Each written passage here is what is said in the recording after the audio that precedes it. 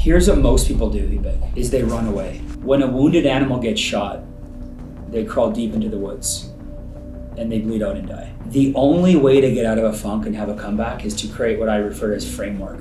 I never trust the decision I make at rock bottom. See, everybody thinks that I showed up to the office every day early on because I like to show up to the office. It's because I was so afraid of losing that one of the only things that I knew how to do was show up at the same time every day. And when you show up the same time, when you go to bed at night and you look at your calendar and you go, tomorrow I'm gonna be at the office at 9 a.m. When you show up at 8:55 and you do that consistently, you start to trick yourself into believing that you can do this thing. So what I do, and Ed taught me this, is you have to create, I call it framework. You have to figure out, what does the calendar of a winner look like? And what you do is you set yourself up for little wins, because little wins lead to big wins. So when everything feels like it's falling apart, when everybody feels like they're canceling, when nothing feels like it's working, that's when you really got to start showing up.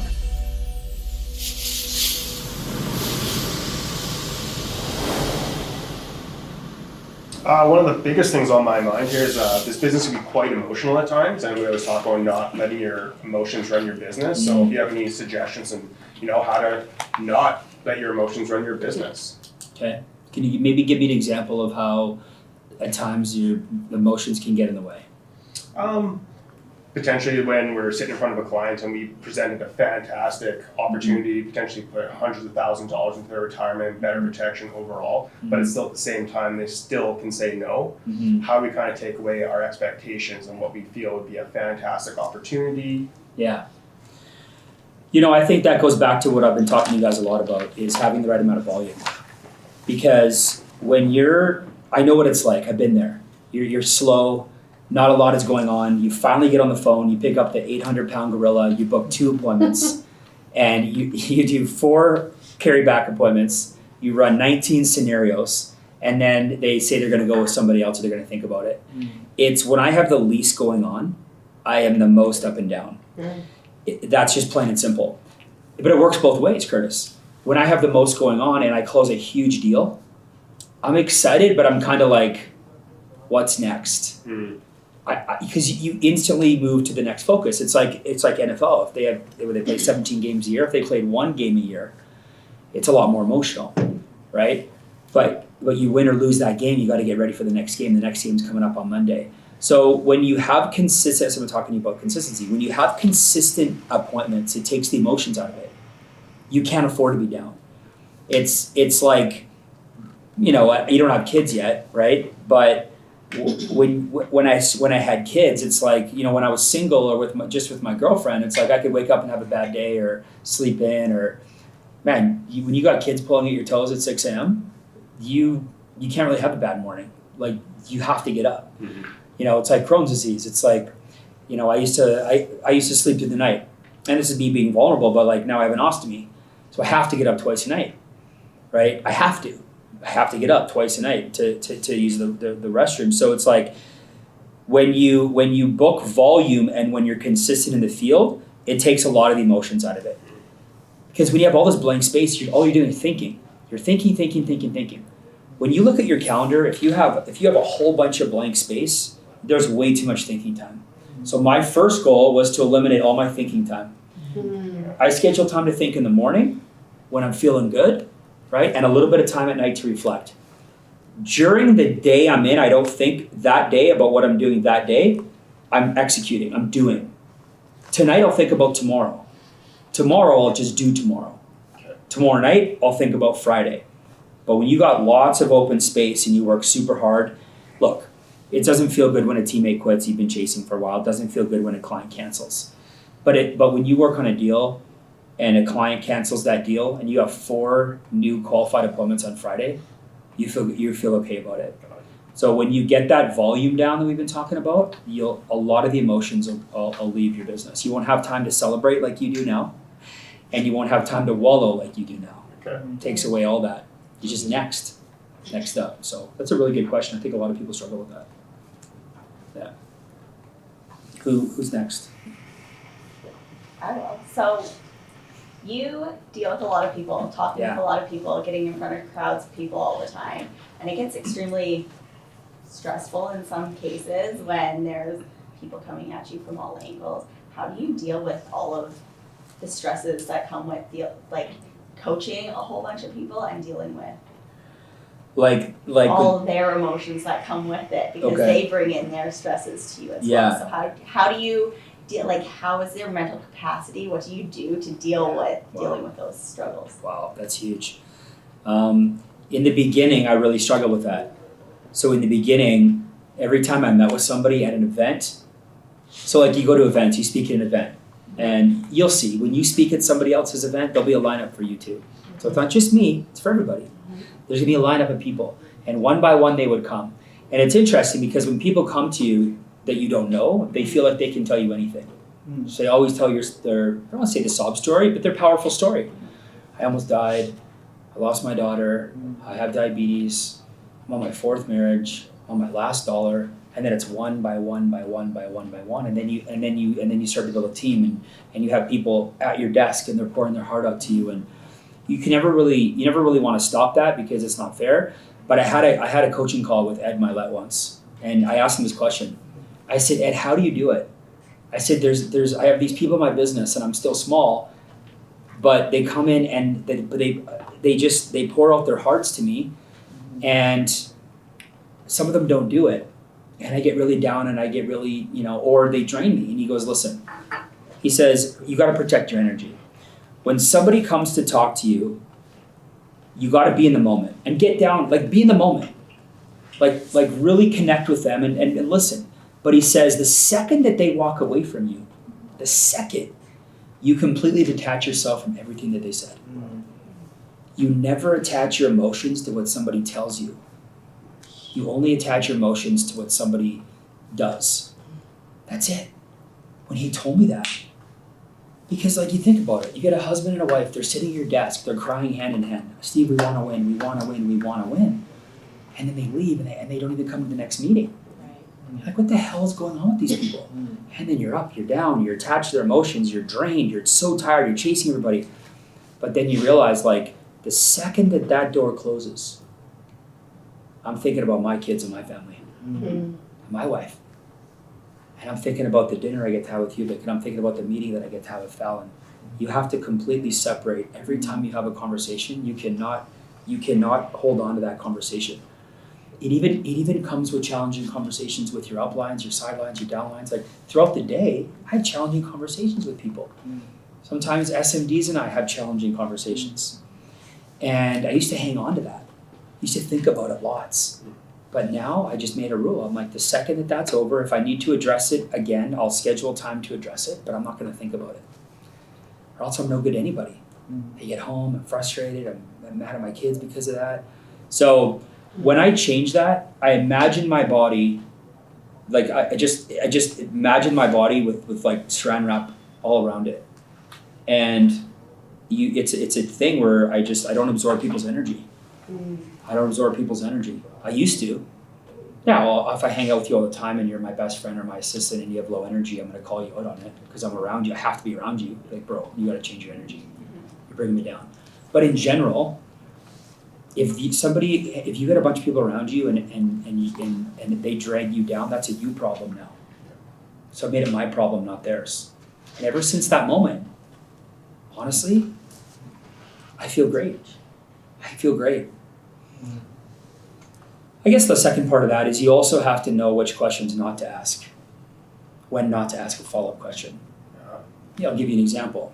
Like, let's say that, we've all been this person at times, and we've all had these people at times, the energy suckers, okay? Yeah, vampires. Potentially, we've been that at times. I'm not saying I've never been a vampire, but let's just talk in general about when people are here to drain your energy. When somebody comes to me and I can tell that they're ready to unload and drain the energy, you ever had someone come to your office and they lean on the door? And you, like I'll be typing, you can hear him coming down the hallway. The huffer and puffers. You can hear him. I'm typing. I look up. Oh, hey. Oh, hey, bro. How you doing, man? Good. Okay. Good. See you at the meeting tonight? Okay, bro. See you tonight. Right. That's it. Not, what's wrong? Or how are you doing? Oh my God. Are you okay? What's going on? Come on in and tell me all your fucking problems. Right? No, it's like, I don't have a meeting right now to deal with this. I don't have a therapy meeting at 2:30 to deal with this. I'm not rude about it, but I'm not going to take that in right now. Like, hey man, good to see you. Everything good, bro? Okay, dude. Well, hey, we'll see you tonight. Like, I'm just very, very good at deflecting the conversation. Mm-hmm. And my wife drives my wife crazy. I'll be at events and we'll be talking to somebody and they'll be like starting to go off and they'll be like, great to see you, bro. I gotta run. And I'll just peel out of there. My wife's like, oh my God, you left me and I was there for 45 minutes. And she's like, you're so good at just rolling out of it politely, not rudely, but politely. Put my hand on your shoulder, listen man, it was great to see you. I gotta take care of something, I gotta run. Proud of you man, we'll see you at the next event. You just roll out. You don't even think anything of it. I stopped feeling like I had to sit there for every 30-minute conversation about everybody's life. Now, if you and I are having a mentorship meeting and you're opening up about challenges you're going through, like that's different. But I can have that conversation now and not feel like I drained all my energy. Because as a leader, you guys, you're responsible for your energy, right? You think about it, your energy, you have a box of energy. And every single day I have one goal, to empty my tank. My goal is to empty my tank. But every day I gotta refill it. So if you're not refilling your tank on the fly, you're just gonna get drained and burnt out and drained and burnt out. I think there's some people that look at my business and it probably stresses them out. Maybe even you. Oh yeah. How does he do it? Yeah. How does he deal with all these people? Well, it's simple. You just don't get too deep into the weeds on things that you're not ready to talk about.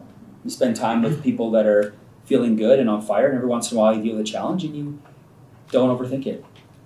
Nothing's life or death. Yeah. So don't ever look at my business like it's the nightmare, because I have a lot of leaders that handle their own situations. It's the dream, right? It really is the dream. So, yeah, it's a really good question. Well, really good, because that's the thing I've been struggling with most, I think, is I take on too much of other people's emotions and then it attaches to me, so trying to like... I think you're asking them too many questions and you're listening too much to what they have to say. Yeah. So. I'm the last person to find out about gossip. People don't come to me with gossip. I always hear it like randomly through somebody else and I'm the last person to find out. You ever notice that it's always the same people that get involved in gossip? Yeah. Well, Steve, I'm just the kind of person that everybody can come to. No, you listen and you draw it to you and you want to be a conduit for information to pass things along. It's an addiction. I'm the opposite. I resent gossip. I can't stand it. I don't like it. I've been involved with it in the past. I'm probably talked about all the time, not positively, and it's fine. There's always somebody who doesn't like you, but I don't want to be involved with any gossip. So I don't want to hear about it. Hey, did you hear about that? Actually, I don't think I want to hear about it. So, hear about the office gossip? No, I didn't, and you know what? I don't want to. So I say, hey, is it anything I need to know that's going to impact my business long term? No? Okay, I don't want to know about it. Yeah, I don't want to know about it. Because I don't want to think differently about it. I don't have time or the capacity to deal with this shit unless it's major. Major. So nobody comes to me with that stuff. It's amazing. Now nobody comes to me with that stuff. So it's good. Yeah. Let's go to the next question. Sure. Maybe it does. I'll go. Yeah. You mentioned comeback at the beginning. Yeah. So this one is along that line. So what do you do when you're in like a funk slump? Everyone's saying no to you. Yeah. Right? What do you do to get rid of that dark cloud? How do you approach that comeback? So here's what most people do, Ebay, is they run away. When a wounded animal gets shot, they crawl deep into the woods and they bleed out and die. The only way to get out of a funk and have a comeback is to create what I refer to as framework. You have to create some framework. You can't trust your own emotions. You can't trust your own decision making. I never trust the decision I make at rock bottom. I don't. So I'll just say, use an example. Okay, let's say you're going through that and you're struggling. I wouldn't trust anything that you said. I wouldn't trust maybe I can not work out today, or maybe today I can show up at 10, or what you do is you create framework on paper. You create every structure. So you map out your week and you map out your calendar and you have to create some wins. See, everybody thinks that I showed up to the office every day early on because I like to show up to the office. It's because I was so afraid of losing that one of the only things that I knew how to do was show up at the same time every day. And when you show up at the same time, when you go to bed at night and you look at your calendar and you go, tomorrow I'm going to be at the office at 9 a.m. When you show up at 8:55 and you do that consistently, you start to trick yourself into believing that you can do this thing. So what I do, and Ed taught me this, is you have to create, I call it framework. You have to figure out what does the calendar of a winner look like, right? And what you do is you set yourself up for little wins, because little wins lead to big wins. You can't run your day on emotions anymore. You can't run your day on how you feel. So when everything feels like it's falling apart, when everybody feels like they're canceling, when nothing feels like it's working, that's when you really got to start showing up. You really have to start doing some things you've never done. It's kind of like when you hit rock bottom with your health. You got to get to a point where you look yourself in the mirror and go, screw it, man. If I don't get my shit together, I'm gonna have a heart attack. And then I'm good at nobody. So then what you do, you create framework. You call your trainer. You do your morning workouts, right? You start drinking water. You cut out sugar. So a couple of things. You have to get to a point where you're sick and tired of being sick and tired. A lot of people, they're not happy with where they're at, but they're kind of like that dog that's sitting on the porch, that's sitting on the nail, but the nail is like kind of hurt, so it just hurts enough to squeak about it. But you got to come below the board and drive that nail right through the hide. So you got to get super frustrated with where you're at, and then you have to design on paper what the comeback looks like. And I'm telling you right now, by I don't care what it is. Let's say you build this framework. You're like, okay, Monday, Tuesday, Wednesday, I'm at the office by, say, 8:30. I'm just making this up. 8:30 to 9, I'm checking my emails, doing admin. From 9 to 10, I'm doing calls. I'm going to call 5 people. Okay? From 10 to 11, we got training. From 11 to 12, I'm going to call the team. Starting at 1 to 5, that's when I'm going to do all my one-on-ones. Then I'm going to go home, hang out with the fam, whatever. And then I'm available on Monday, Tuesday to do a 7:30 and an 8:30 on Zoom at home. This is what I call framework, okay? So Sunday night, before your head hits the pillow, you look at your day and go, okay, tomorrow I'm gonna win my day. I'm gonna win tomorrow.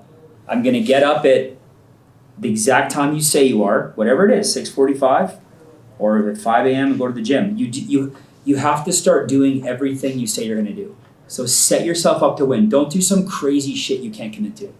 I'm up at 5, I'm gonna be at the gym. Maybe you don't work out on Mondays, that's fine. I'm up at 6:45. Then get up at 6:45. Okay? Be at the office at 8:30.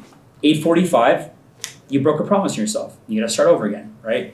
You're there, you do this, right? But then you're like, okay, I gotta call 5 people. So the night before, make a list of the 5 people you're gonna call. 1, 2, 3, 4, 5. So Sunday night, you make a list and you write the 5 people you're gonna call down. I used to do this thing in the old office when I was in SMD. It was called the 5-5-5. I'd call 5 clients a day just to check in on them. I'd call 5 new prospects, and I'd call 5 teammates every day. It's called the 5-5-5. I did that for like 3 months. I got so busy I had to stop. I didn't have any time anymore. Colton did that for a while. I don't care what it is for you. Maybe it's the 3-3-3. You call 3 people a day. You call 3 clients to check in. Hey brother, it's Holbrook. Was just driving by your area last night. Just want to check in on you. How you feeling? How you doing, man? How are the kids? Good. Appreciate your business. We'll see you around Christmas. That's it. Just text or call. And then I would call 3 teammates every day, 5 days a week. So the night before, I had a sheet, made a little cheesy little sheet. And I had 5 lines, 5 lines, and 5 lines. And every day the night before, or even the day before I went home, I'd fill out the list of who I'm going to call tomorrow. So now I show up at 8:30 in my control tower in my office. This was sitting there. The pen was sitting here. I'd roll in, first half hour, drinking coffee, checking my emails, and be like, all right, let's go. Because in the day that you're operating, you shouldn't be thinking, you should be executing. You think the night before. Today, I'm not thinking, I'm doing. I haven't thought about anything today. I'm doing. Tonight, I'm going to think about tomorrow. Mm-hmm. Tomorrow, I do. I execute. Now, there's always little pivots, but I have done no thinking today. It was all pre-planned. Because when you start thinking in that day, too much white space, goes back to Curtis's question. You just execute. when you have nothing, when you feel like it's all falling apart, chances are your laxy days go with your calendar, there's no wins, you're thinking all the time, you're feeling like shit, you're just gonna get more of that. You can literally draw out and create a new wave of energy on paper and then do it and literally get yourself out of that slump. So that's where I would start. Awesome. Yeah. Thank you. And whatever that means to you, Yeah. right? Everybody's different. Everyone's got their own thing going on here. So, yeah. Bill? It's amazing that we come here with almost the same questions, but I have another question. Isn't that funny how that works? Everyone's It's throwing funny some how that things. works. And I was like, well, that totally answered like two of my questions there. But my question for you, Steve, is like, what's your process in identifying the leaders in your organization? And how do you go about, how do you go about pouring into them, nurturing them, and guiding them? Ooh, there's $1 million question. So when you say identifying leaders, like what do you mean by that? Like what's your definition of a leader? Like identifying like people that you're gonna run with. Okay, People that are gonna be with you through thick and thin. okay, They're gonna fight with you. okay. So it's funny you brought this up because I talked a bit about it this morning. I'll bring it up again on a different call. There's 7 things I look for on someone I want to go all in on. Okay. Now, not everybody has all 7. But the more of these they have, the more all in I am on them. Okay. So the 7th, they call it the stud. I call it the X. What are the X factors? Okay. Number 1 is this. Number 1 is, are they likable? If I'm gonna go all in on somebody, they got to be likable. Because if you're likable, that means you can book some meetings. Likable people can book meetings. Like if you're an asshole, it's not that I'm gonna kick you to the curb. It's just that you got some work to do. You're not ready for me yet. Now I'm talking about me, right? Maybe you guys have a little bit more flexibility, but with who you work with. But the higher your standard is, now the better. 2 is, are they trustworthy? Like, do people trust them? You can be likable but not trustworthy. So do people trust them? This is a lot with the top 3 or 4. When we bring on a new teammate, we take them on their first top 3. I want to get a feel for their market. And it's not that I'm kicking these people to the curb. It's just that they require a different set of mentorship to win right now. They should be reading good books and showing up to training, and maybe a junior trainer should be spending some more time with them, right? So likable, trustworthy. Number 3 is, are they committed? If they're not committed, there's nothing you can do. And we've talked about that. Like, there's been times, in Fallon's career where she's had a lot of personal stuff going on. So guess what? She was committed to her personal stuff. Does it mean that I feel differently about her? No, I feel strongly about her as an entrepreneur. It just means that me pouring into her when she wasn't committed to this at the time would have created more resentment between us than anything. Sometimes people need you to love them from afar. And if they're not committed, there's nothing that you can do. And the more you chase them, the more desperate you seem, and the more they're going to resent you. Right. Give them space. Don't smother them. Okay, so likable, trustworthy, committed. Number 4 is, do they have desire? Are they hungry? I know a lot of people that are likable, trustworthy, they show up to everything, but they're not hungry. Like what are you hungry for? What do you, there's gotta be something. And everybody has something different. Napoleon Hill in Think and Grow Rich said, it all starts with a burning desire. There's been times in our career where we've kind of mailed it in for a bit. And there's been a lot of reasons, but one of the reasons for a lot of people is they lack that burning desire. There's got to be something in their life they want to change so bad that this business can do to change that feeling, right? People talk about getting into your season or figuring out your why, or you can say whatever you want to say, but it's the burning desire. It's that girl that's committed, likable, trustworthy, that comes to you and goes, Steve, this needs to work right now. I'm all in. I'm so sick and tired of being sick and tired. I'm so tired of my bills bouncing. I'm so freaking tired of feeling like this. I'm done. I am done. I'm ready to go. And then she leaves the office and I go, yes. She's hungry. Because the wolf climbing the hill is always hungrier than the wolf at the top of the hill. So I want a bunch of people that are ready to climb the hill, like hungry to climb the hill. I can do anything with somebody who's hungry, right? How do you kill an alligator? Right, or crocodile, you feed them first, because when they eat, they're paralyzed. When they're hungry, they'll destroy you. As soon as they're fed, they get paralyzed. A lot of them have their mouth open, they're paralyzed. You walk right up to it and slap it across the mouth, it won't even move, right? But a hungry one will rip your leg off. So I want someone that's ready to go to war. So that's the fourth. The fifth is, do they have a market? Okay? But I'll do a caveat. Do they have a market, or are they willing to get into a market? Do they have a market? Everybody has a market. Unless they don't really. Like, do they have a market or they not? Because if they don't have a market, it doesn't mean that I'm not going to spend time with them. It's just that they have to be willing to get into a market. Because this is not a cold business. The sixth is, are they willing to go into that market? I know a lot of people have a huge market, but they're not willing to get into it. Sorry, hold on a second. You're a 30-year-old grown man, born and raised in the city, and you can't get in front of 10 people that you know and respect? Yeah. I said, I have a problem with that. That's a red flag for me. So it's one thing to have a market, but are they willing to get into that market? Are they willing to make the calls? Are they willing to get off the sidelines? Are they willing to get uncomfortable? So those are the first six. And the seventh is the X factor, okay? It's, can you see them doing what you do at the level that you do it at?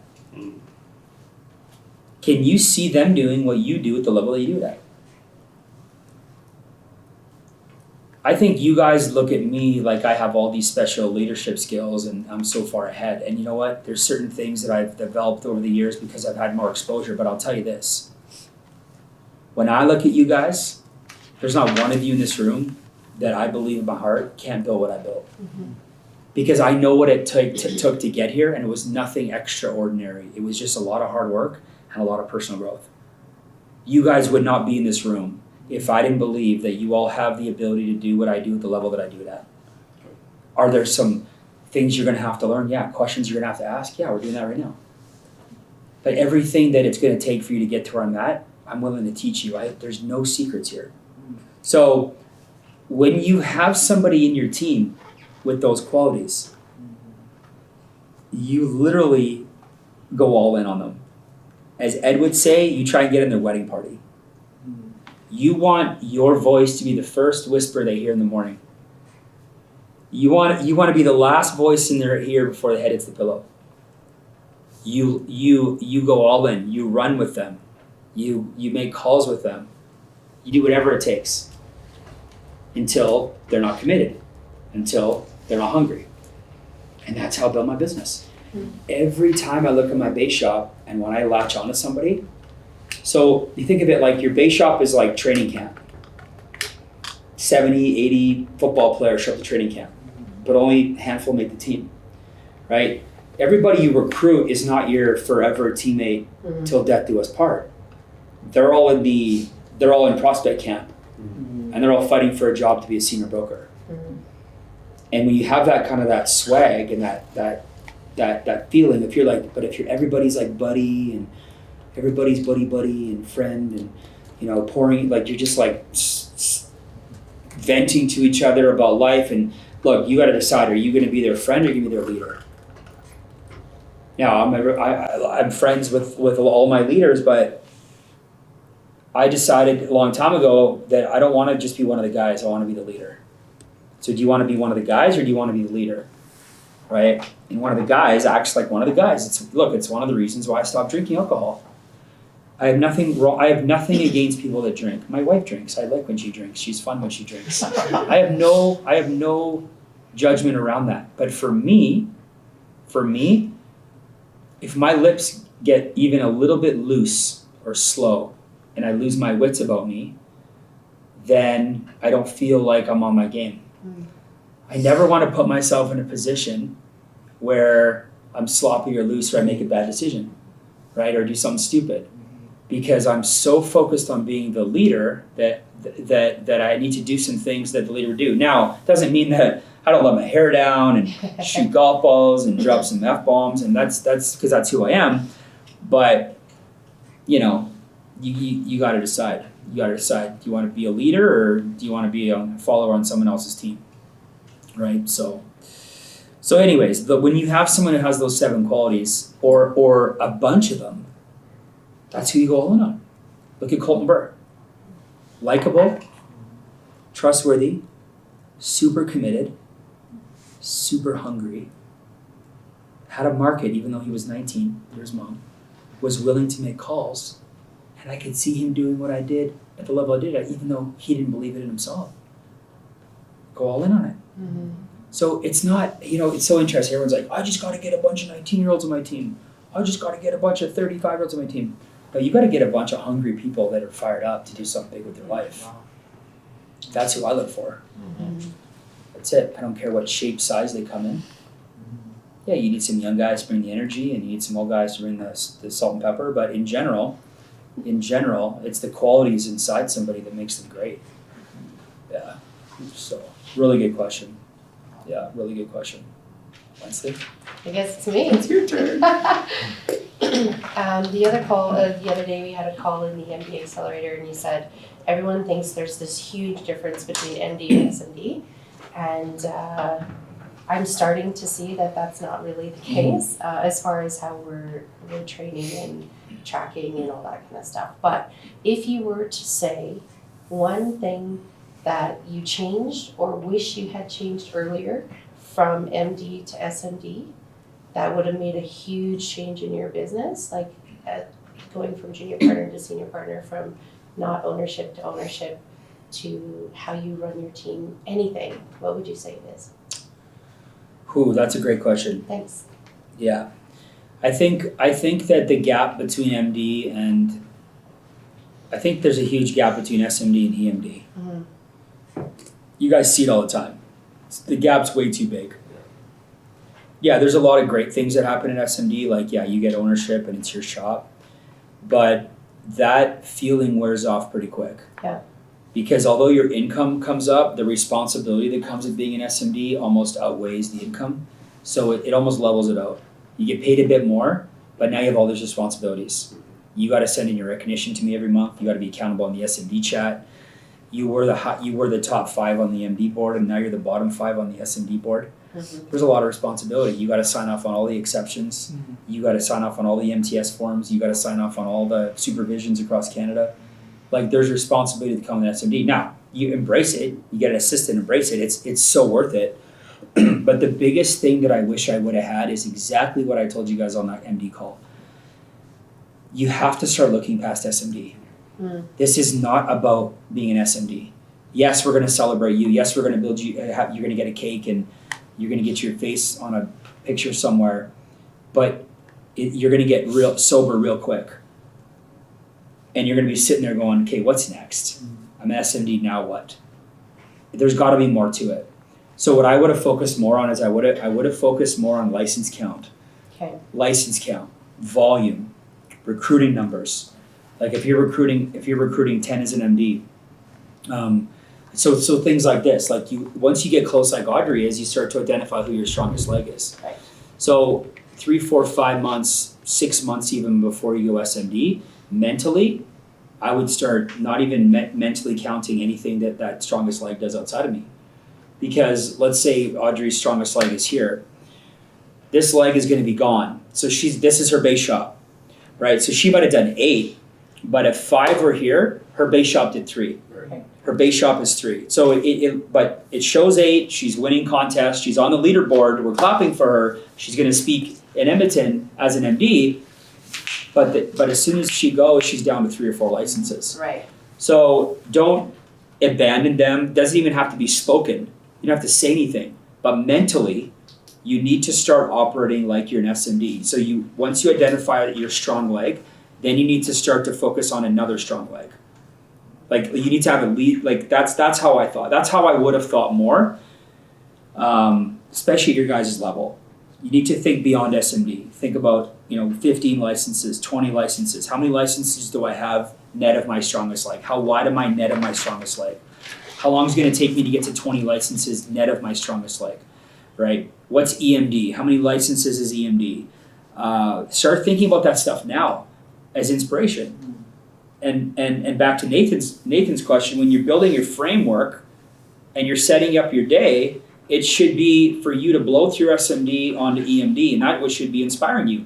Like the calls and the the mentorship, everything that you need to get back on your horse should be in here, but it should be all with the intention to do something beyond SMD. Okay. Because you're all going to be SMD one day. It might take you 6 months, it might take you 4 years. I don't know how long it's going to take you. It's up to you. But once you get there, you're going to thank yourself for really embracing this right now. Get it going now. Get directs now. Address your problem. Like Arnold Schwarzenegger in his book, he talked about how he had small calves. And so what he did is he wore super short shorts to the gym so that everybody could see his chicken legs, including himself, because he exposed his calves. Well, if your dirty little secret is you don't personally recruit a lot of people, I would be all over that right now. Because at SMD, your problem gets exacerbated. The light gets shone so bright on SMDs that don't have a lot of directs. It's so obvious in the numbers. It's so obvious in the energy, right? They're flat. So do yourself a favor now and start to think ahead about being an SMD and what kind of an SMD you want to be. It's way easier to have influence on your team when you're 6'7" legs wide. Right. It's way easier to make 250. You call a shot, everybody shows up. No one person thinks that they're the BSD of the base shop, right? There's always other people's good news. There's always other people winning. There's lots of examples of it. So you can start that now, or you can go SMD and take 3-4 years to get that momentum. I would rather be a big part of somebody else's base shop while I go SMD. So bigger part. So get more directs than you would normally. Get bigger than you would normally, rather than go SMD and try and figure it out on your own. Right now, some of you, maybe you hop on your Zoom call and you have 10 people on your team. When you go SMD, you're going to open that Zoom screen, you're going to have 3. So is it easier to get directs and sell the dream and get big with 10 showing up, or with 2? Right. With 10, there's more energy. Harness the energy. I tell my guys in my base shop, you're in a base shop that has 100 people coming to training. Do you think it's going to be easier for you to get wide, retain, sell the dream, get them licensed now, or when you have 4 people coming to your meeting? Do it now. Even if it's a team of 20 or 15 or 5 or 8, it's more than what you're going to have your first meeting because you're part of theirs. This is the best time to get wide and build it right now, so that when you go, it doesn't feel like the energy's gone. I wish someone would have told me that. Thank you for that. You're welcome. I have a part B to the question. if Okay, that's go ahead. What would you say is the most impactful promotional or income milestone that you've reached? What's the most impactful? Yeah, not necessarily like emotionally or even the size of your business, but what made the most impact, the biggest difference to you when it came to your business, whether it was, because you're saying SMD, the EMD is the new SMD, right? But EMD was the biggest difference. Yeah. Because when you go EMD, you get that extra 4% first generation override. Right.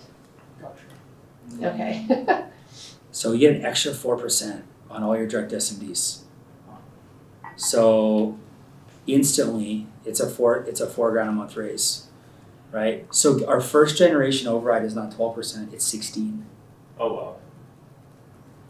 So sometimes you get these candy companies. They try and slide into my team's DMs, and they try and sell them the dream on coming there Right. with no culture, no leadership. It's kind of funny to say out loud.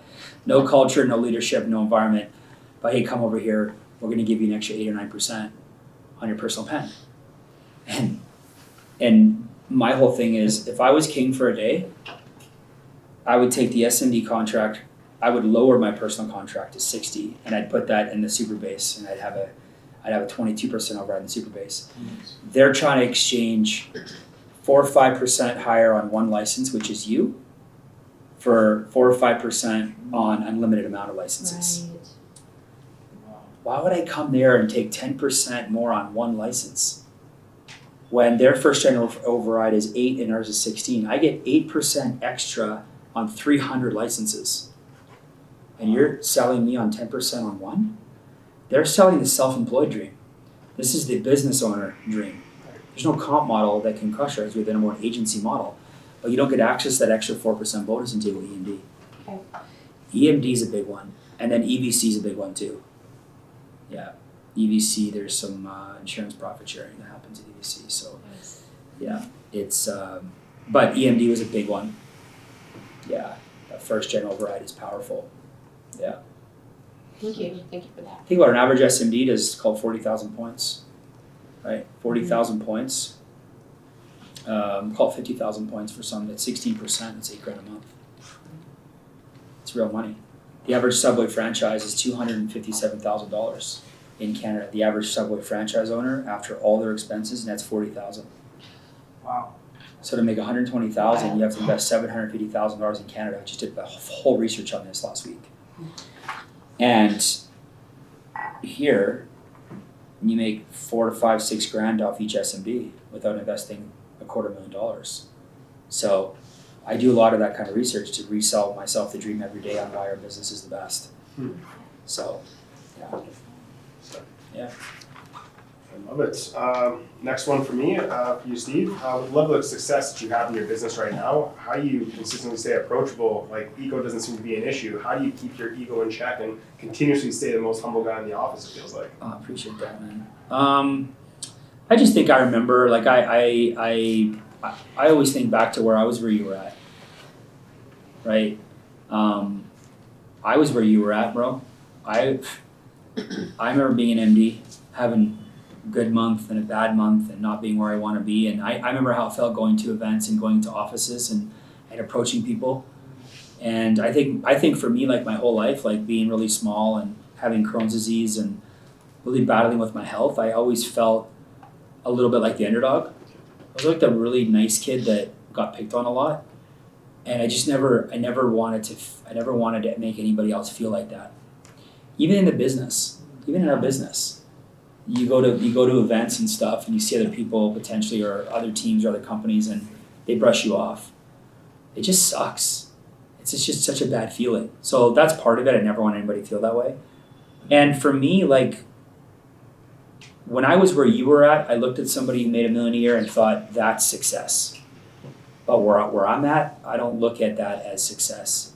It's achievement. I've achieved some things, but to me, my whole perspective of success has changed. Like success for me is being a great guy.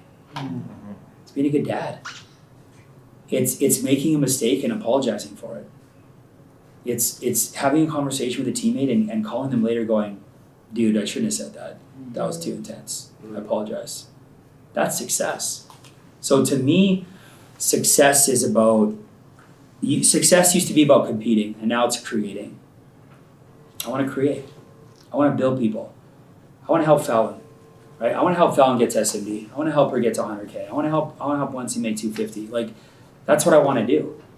I don't set a lot of goals on income milestones anymore. That just comes with impact. I just want to make a difference. So I think just my perspective of success has changed. Yeah. I remember the first time I asked you that, I was still a training associate in the old office, so. Oh, really? That was my follow-up question, what is your actual definition of success? Like, what does that look Yeah. like? How's that evolved over the last 6 years? Yeah. So that's very good. I want to be the kind of guy that, like, even after a short interaction with somebody, they feel better about themselves. That's amazing. Yeah. Even if it's just for a split second. A teammate of mine this week said it never really clicked with her. Like $1 million meant to her is the same as $1 billion. And that's kind of what I think about coming into this business too, and Yeah. seeing, I saw you before you crossed 500K. It's crazy. And now you're up to close to 1.5. And to me, it means the same thing, because money doesn't seem to matter as much anymore. It's about what we're building and Yeah. leaving as a legacy. And Yeah. you've done an incredible job with that, by the way, and Thanks, really someone to look up to. And that's my version of success too. Appreciate that. So thank you. Yeah, Yeah. thank you. Same page. We're on the same page. Yeah. I think that's the importance of the team too. Yeah. Having that aligned vision. Yeah. Mhm. I agree. Sticking with leadership questions though, what were the hardest leadership skills for you to develop going through this? Because it's not easy and there's a lot to take on. The hardest leadership skills for me to develop, I think probably the biggest one was learning how to lead people differently. A really good thing I want you guys to study is Tony Robbins talks about it, the 6 basic human needs. Every human has 6 basic human needs, but everyone has a different dominant mixture. Okay, so like need 1 is the need for certainty. So some people like they're certainty people. These are the people that love the 9 to 5s. These are the people that love the fact that we're owned by Aegon. They're very safe. They're very like risk adverse. Right. They want to make sure they don't like risk. So you got to talk to them about stability and Aegon, and they're concerned they read something on the internet, right? The second is the uncertainty people. This is like the variety. They're the opposite. They're like the cowboys, cowgirls. They're the entrepreneurs, right? They want every day to be different. They'll say things like, Fallon, I don't want to sit in a cubicle all day where every day's the same. I get bored easy. That's the variety people. The third is significance. There's people that are significance driven. Those are the ones that are really pushed by recognition, right? And you can see it on a Zoom call. They always have their trophies behind them. They love recognition, right? They love to be recognized and lifted up, and it's awesome. They love trophies and they're competitive, and then the fourth one is connection, love and connection. Some people want to be love and connected. Now, here's a crazy stat. A lot of significance people are actually love and connection people. But their whole life, the only way they knew how to get love and connection was to chase significance. Right. And by winning that trophy, they got more attention from their parents. By stepping up and competing, it meant they felt more loved. A lot of significance people, they just want you to give them a hug. Right? The fifth is people that are growth. They want to grow. They want to develop. They want to improve. Hey, what do you want out of this business? I just want to become a better person. I want to become a new version of myself. And the last is contribution. I always joke, say I don't need to worry about saving the baby whales because Mike Fox is going to take care of that. Mike Fox is the ultimate contribution guy. Man, Mike, what do you want out of this business? Man, I want to save the world. I'm I'm thinking like local food bank, and Mike's like, I want to save the planet, right? But that's awesome because he's a contribution guy. Ever heard Mike Fox talk about money one time? Wow. He's not a significance guy. He's a loving connection, and he's a contribution guy, right? So the biggest challenge that I had to learn as a leader is not everybody wants to be led like I want to be led. If you're a contribution lovey-dovey guy, you can't lead your whole team like that. You're going to lose the Ed Milettes. But if all you do is like I used to early on, all I recruited was 23-year-old alpha males, right? You're going to scare everybody else away. So I had to learn a new language. I had to learn that everybody's different, and if I wanted to build a big business, I couldn't just recruit people from one walk of life. And the other thing I had to keep my personal views out of my business. I need to be very careful pushing your personal views on your team. It's just like, it's crazy when like all the stuff on social media went down, and there was like Black Lives Matters and all these movements that were happening, and even COVID and all this stuff that was happening, good or bad or ugly, whatever it was, it doesn't matter what side you were on. I'd get messages like, when are you going to get on there and say this? And people would text me that. And I talked to Ed about it. I'm like, hey, Ed, you're never on there. Like, he goes, why would I want to divide my audience? He goes, I want a whole bunch of people that voted conservative and who voted NDP. Like, why would I go off about people that voted a certain way just because they're not what I wanted? If I want 1,000 people, chances are 200 voted for this group, 200 for this group, right? You got to be a leader that's all encompassing. So you got to loose lips and ships. You got to be very careful with letting people in or talking about your personal opinion, because you can burn your team down in 3 sentences, right? So that's all part of it. It's like learning to be more accepting. Because, hey, you're my friend and we're one-on-one and we're at my house and it's Friday night and you have asked me a question about Justin Trudeau. I'm going to tell you how I feel about Justin Trudeau. But it, you know what I mean? It's you got to keep that stuff inside. You can't let it flow into your business or your culture or stuff. Yeah. That ties into my first question very well. Yeah. Yeah, it does. I think we've got time for one more. Sure, I'll take You it. got a banger? Yeah. How do you help new recruits transform their mindset from an employee to an entrepreneurship mindset? Oof. Yeah. Well, I think the first thing you got to make sure is that we've transformed our mindset from employee to entrepreneurship. Because a lot of times we still have that employee mindset and we're trying to teach our people how to have that entrepreneur mindset. I don't think there's anything wrong with them having a little bit of employee mindset in the beginning, as long as they treat it like a job. Right. But you really gotta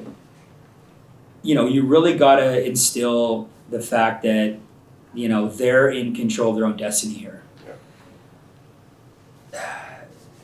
It depends on exactly what we're dealing with, but employees, their mindset is I put in an hour, I get paid for an hour. Right. So you got to talk a lot about delayed gratification. You got to talk a lot about, hey, there's a 90-day lag in results. You got to talk a lot about creating framework. Okay, you work 9 to 6. So I ask questions like, when are you not available to do your business? I'm not available 9 to 5. Okay, when else are you not available? I'm not available Friday nights. Okay, I have church. Okay, what else? Other than that, I'm free. So then everything else, other than family time, everything else, you're available to do your business. You really got to talk to them about setting hours of operation for their business. Because their whole thing is, well, I'm not getting paid to come to training. Well, that's not how it works, right? So one book I always recommend is The Entrepreneurial Roller Coaster by Darren Hardy. I think it's a good book. I think it introduces them to business and business mindset. The Slight Edge book is always good. But the whole thing with delayed gratification. Nathan, we have to be consistent now, right? What we do now is going to pay off 90 to 120 days from now. And then share with them, hey, here's what I did to be successful. Here's my framework, right? I had a meeting with my mentor and I struggled, right? I didn't even have a job, but I struggled with framework. So here's what I did for me. So let's sit down and do the same with you. So let's look, when are you not available? Okay, great. So here's when you're available. Awesome. So what are the top 3 things you want out of this business in the next 6 months? Okay, you want to get to $3,000 a month. Great. What else? You want to save 10 grand cash. Perfect. What's one more thing that would make a huge difference for you in this business? You write them all out. Say, all right. Okay, so let's back engineer $3,000 a month. So then you back engineer it, and then you look at their schedule and say, let's create some framework where you can't lose. Okay, if you got to be on 3 meetings a week, we got to book 5. Okay, but if we're going to book 5 meetings a week, we probably want to be, we need a new top 25 list every month. So now you look at their calendar and you're booking times once a week to build inventory. You're booking 2 half-hour phone zones. When are you available to do field appointments? Okay, Monday, Tuesday, you're all mine. Wednesday night, game night.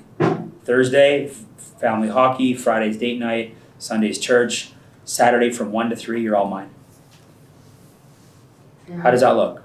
I like that. Okay, perfect. So here's the time you're going to do it. Okay. So then every day they have some tasks. So you show them their business, you talk about delayed gratification, but then you get them to treat it like an employee. Because at the end of the day, we're all employees of our business. The question is, would you hire yourself tomorrow or would you fire yourself? Like it's Wednesday. If you go back Monday, Tuesday, would you have been fired from your business? Is there enough evidence to keep your job here? So, it's an ongoing thing. You pick, but you constantly got to be in their head. You constantly got to be in their minds about how this is a business, and you got to invest time in your business, but then remind them of what this is all for. Yeah.